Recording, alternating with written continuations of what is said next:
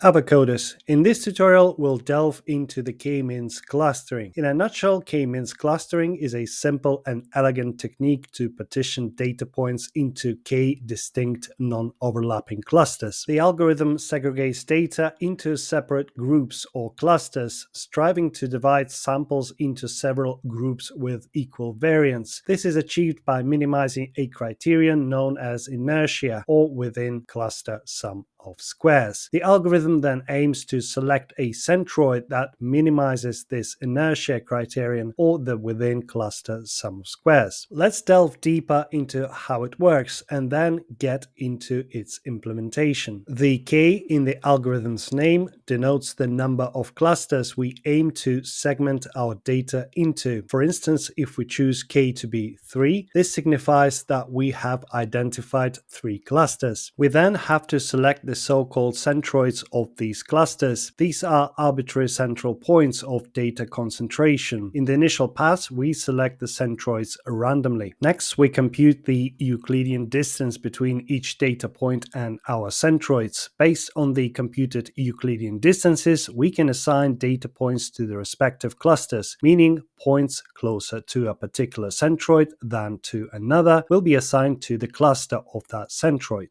We repeat this for all data points in our set until they are all designated into separate clusters. Now we can move on to the next phase and determine the average value of each cluster. We do this to identify the most suitable centroid, potentially replacing the ones we initially chose at random. Our objective is to find the most central data point of our clusters. To do so, we can iteratively repeat the process several times until we find an optimum. We'll know that we have found the optimal centroids and clustered our data points when we no longer observe any changes in our clusters. But that's not all. Recall that the k-means algorithm aims to select a centroid that minimizes the inertia criterion, or the within cluster sum of squares. Since the k-means method can't inherently see the best clustering, our only option is to track these clusters and their total variance and repeat the entire process with different starting points. We rerun the algorithm several times with various starting points until we achieve the least variance sum and select that cluster as the result. Now let's get into the practical implementation of this algorithm using the classic Kaggle dataset, where we are tasked to cluster various types of iris flowers. Specifically, we have the iris versicolor,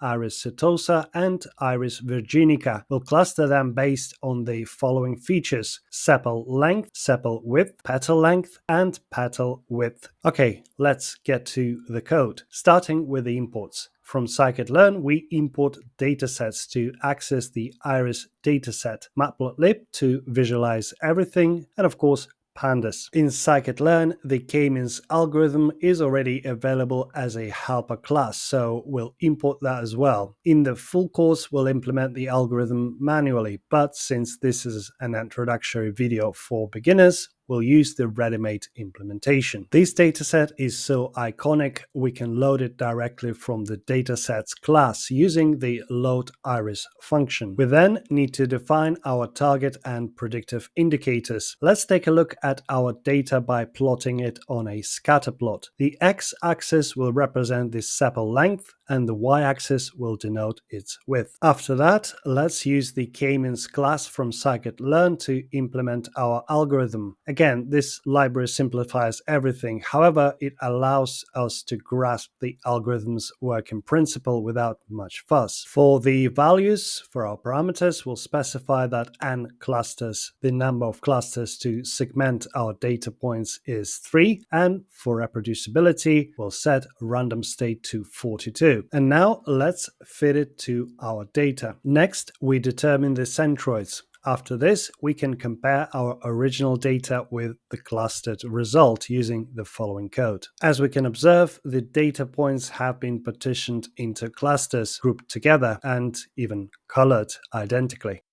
We can even visualize this masterpiece in 3D. Remember to wear your 3D glasses. Again, this dataset is quite rudimentary and mainly serves to explain the algorithm's working principle. Scikit-learn simplifies a lot, but now I hope you understand the workings of the k-means algorithm. So feel free to watch this video next. This was V. See you in a bite.